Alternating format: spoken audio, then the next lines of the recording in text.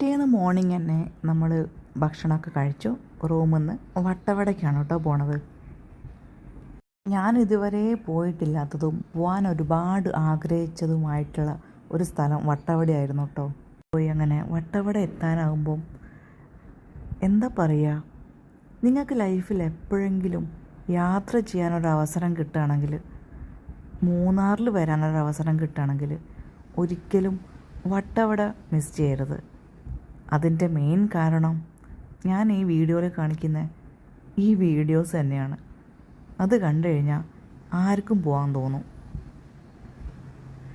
ഈ യൂക്കാലിപ്സ് മരങ്ങളുടെ ഉള്ളിൽ കൂടെ ഒരുപാട് നേരം ട്രാവൽ ചെയ്യണം കേട്ടോ വട്ടവടയിലെത്താൻ.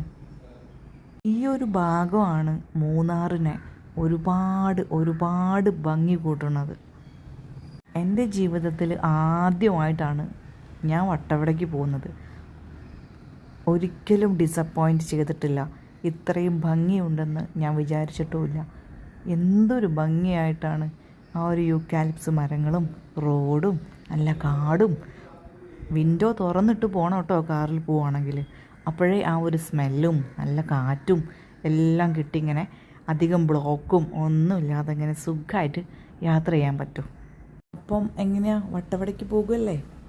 ജീപ്പ് സഫാരി വേണമെന്നുള്ളവർക്ക് എടുക്കാം. 1500 സോ ഞങ്ങൾ എടുക്കുന്നില്ല.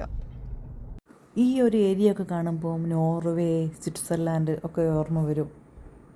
ഇവിടെ ഒരുപാട് പ്ലാന്റേഷൻസ് ഉണ്ട് കേട്ടോ. മെയിനായിട്ട് സ്ട്രോബെറിയാണ് ഇവർ കൃഷി ചെയ്യുന്നത്. ആ താഴ്വാരത്തൊക്കെ സ്ട്രോബെറിയും പല ഫ്രൂട്ടുകളും ഉണ്ട്. ഇവിടുന്ന് നേരെ കുറച്ച് പോയി കഴിഞ്ഞാൽ ഡെഡ് എൻഡാണ്. പിന്നെ അങ്ങോട്ടേക്ക് റോഡൊന്നുമില്ല.